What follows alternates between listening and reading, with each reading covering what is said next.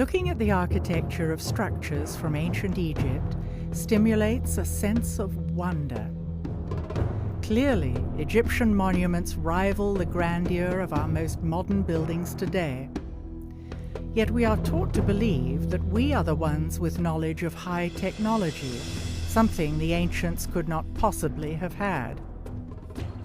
As long as we think that the ancients weren't able to use high technology, then we're not looking for it. And yet, the evidence is right in front of our eyes. We find megalithic sites everywhere around the world. So there's certain things in common that they all seem to know, and we don't know it.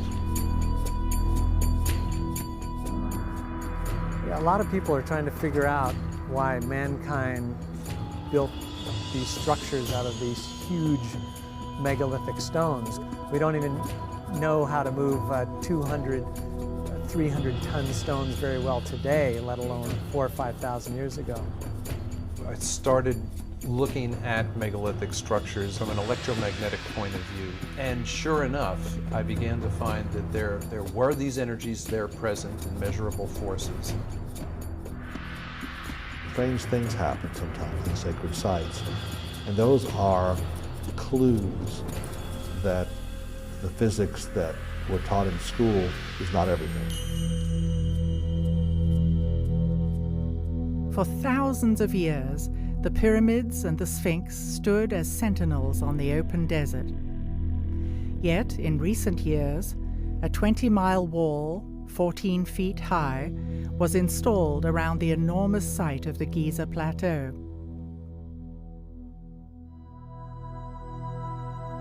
There are about 100 armed guards patrolling the pyramids at night.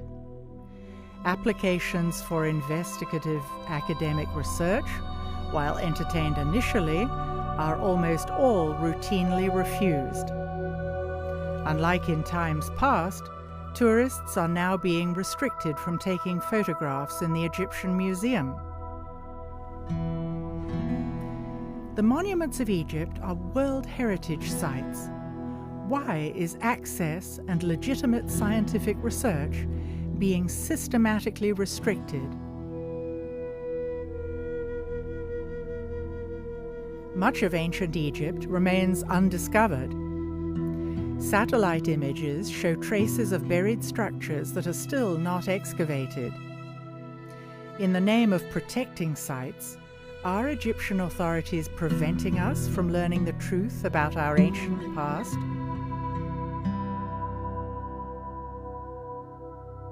Despite strict regulations on what kind of research is allowed, there is still an extraordinary amount of evidence that shows that the ancient Egyptians had knowledge that has been lost. We don't have the technology to build the pyramids now. Not even close. We're not the most evolved we've ever been.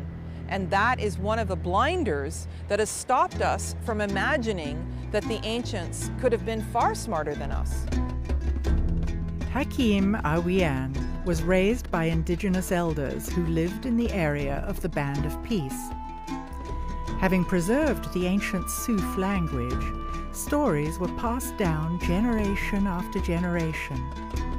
Fragments of knowledge from the ancient past were thus preserved.